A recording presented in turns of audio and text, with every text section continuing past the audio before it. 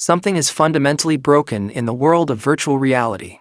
For the last decade, we were promised a Ready Player One future, a world where we could escape into digital paradises with the flick of a switch.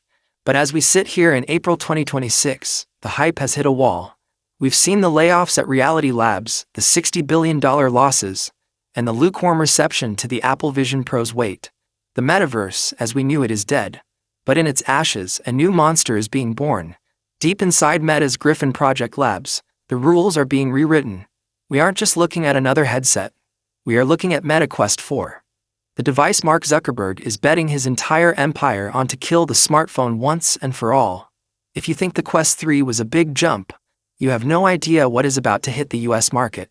In this video, we are going to dive into the leaked specs that were supposed to be kept secret until 2027, the internal Pismo High drama that almost canceled this project, and the reason why the Quest 4 might be the most dangerous piece of tech ever created.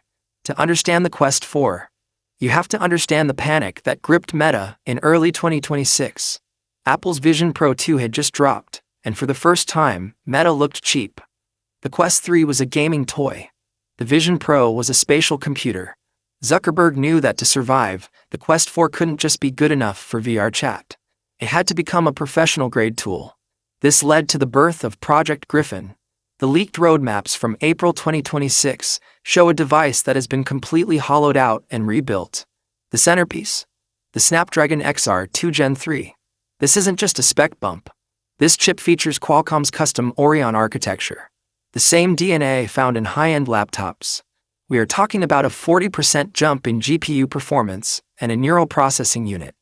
The NPU, that is designed specifically for one thing: artificial intelligence. In the US, 2026 is the year of the AI assistant. We want our devices to see what we see. The Quest 4 is rumored to be the first AI-first headset. With the XR2 Gen 3, Meta is introducing living pass-through. This isn't just grainy video of your living room. This is a 4K, 120Hz reconstruction of your reality, where Meta's AI can identify every object in your house. It can help you fix a leaking sink by overlaying 3D instructions on the actual pipes, or translate a foreign language document on your desk in real time, matching the font and perspective perfectly. This is the spatial AI that Apple promised, but at a price point that the average American can actually afford.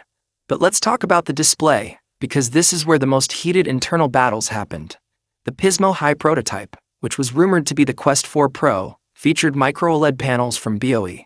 But when the price of those panels spiked in early 2026 due to the global component crisis, Meta had to make a choice. The latest leaks suggest they found a middle ground. Super pancake optics paired with high-frequency QLED panels with localized dimming. We are looking at 3.2K resolution per eye. This is the retina threshold for VR. The screen door effect, that annoying pixel grid that has plagued VR since the beginning, is finally officially dead.